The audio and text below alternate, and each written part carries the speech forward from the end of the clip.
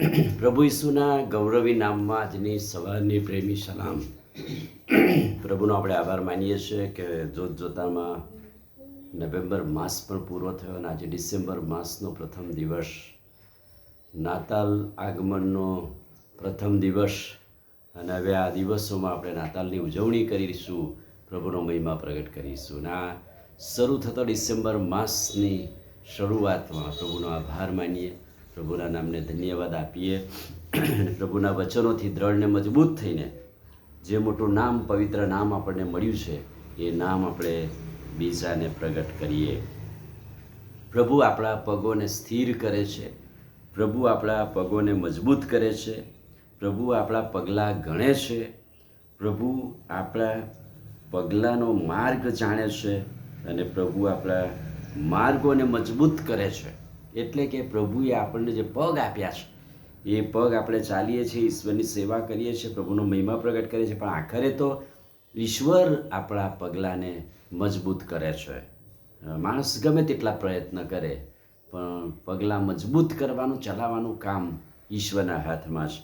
નીતિ વચન 16 અને 9, માણસ તો તેની યોજના કરે છે, પણ પગલાં ચલાવવાનું કામ તો યહોવાના હાથમાં છે. ચાલવું પગથી, અને પગ છે એ તો આત્મિક માર્ગની વાત છે કે આપણે આપણી યોજનાઓ કરીએ છીએ, પણ ઈશ્વરના હાથમાં આપણા માર્ગ છે. આપણા માર્ગોના આપણા પગલાં પ્રભુ ગણે છે અને ગોઠવે છે. અય્યુબ 14 અને 16. પ્રભુ આપણે બધા આપણા માર્ગની વાતો જાણે છે, રાખે છે, યાદ રાખે છે, ગોઠવે છે અને ગણે છે. અય્યુબ 31 અને 4. અને તું મારા બધા પગલાં ગણતો નથી શું? અય્યુબ કહે છે કે મારા એક એક માર્ગ, મારા એક એક પગલાં તને જાણ્યા નથી. તું જાણે છે કે હું કયા માર્ગ પર ચાલું છું. ગીતશાસ્ત્ર 18 અને 36. તે મારી ચાલવાની જગા ખુલ્લી કરી છે, જેથી મારા પગ સરકી ગયા નથી. પ્રભુના હાથમાં, સલામત માર્ગમાં, આપણા માર્ગમાં પ્રભુ આપણા પગલાંને ગોઠવે છે.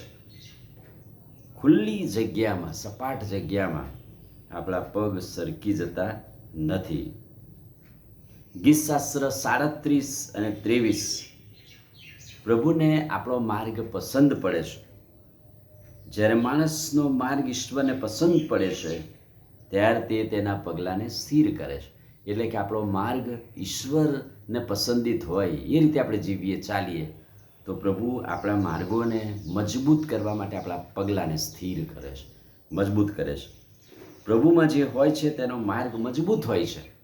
જે પ્રભુમાં જીવે છે, ચાલે છે, એના માર્ગ મજબૂત હોય છે. ગીતશાસ્ત્ર 37 ને 31.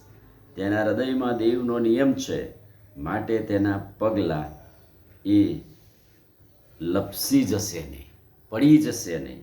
અને કેટલી ગજબની વાત કે નિયમ શાસ્ત્ર આપણા હૃદયમાં હોય તો આપણે જે માર્ગ પર ચાલીએ છીએ, એ માર્ગમાં પ્રભુ આપણો રક્ષક, પ્રભુ આપણો દોરનાર છે. પ્રભુએ આપણને પગલાં ગોઠવાની વાત કરી છે, પ્રભુએ આપણા પગ ક્યાં ચાલવા એની વાત કરી છે.